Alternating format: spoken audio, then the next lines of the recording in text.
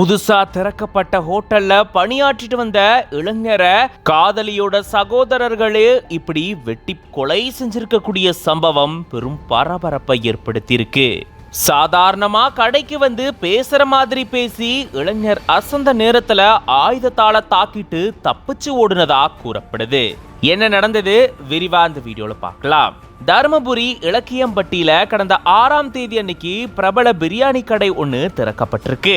இந்த கடையில கிரில் மாஸ்டரா தருமபுரி விஜெட்டி அள்ளி பகுதியை சேர்ந்த 25 வயதான முகமது ஆசிக் அப்படின்றவரு பணியாற்றிட்டு வந்திருக்காரு. இரவு 10 மணி இருக்கக்கூடிய நிலையில ஹோட்டல் அவரு பணியாற்றிட்டு இருக்கும் போது 4 நபர்கள் அங்க வந்து அதுல 2 நபர்கள் முகமது ஆசிக் கிட்ட பேச்சு கொடுக்க ஆரம்பிச்சதா கூறப்படுது. பேசிட்டு இருக்கும் போதே திடீர்னு அந்த நபர்கள் பயங்கர ஆயுதங்களை எடுத்து முகமது ஆசிக்க சராமாரியா தாக்கிட்டு அங்கிருந்து தப்பிச்சு போனதா கூறப்படுது. ஹோட்டல் இருந்த ஊழியர்களையும் ஆயுதங்களை காட்டி மிரட்டல் விடுத்ததா சொல்லப்படக்கூடிய நிலையில படுகாயங்களோட மீட்கப்பட்ட முகமது ஆசிப் சிகிச்சைக்காக மருத்துவமனைக்கு அனுப்பி வைக்கப்பட்டிருந்திருக்காரு. அங்க அவரை பரிசோதனை செஞ்சு பார்த்த மருத்துவர்கள் ஏற்கனவே அவரு இறந்து விட்டதா தெரிவிச்சிருக்காங்க.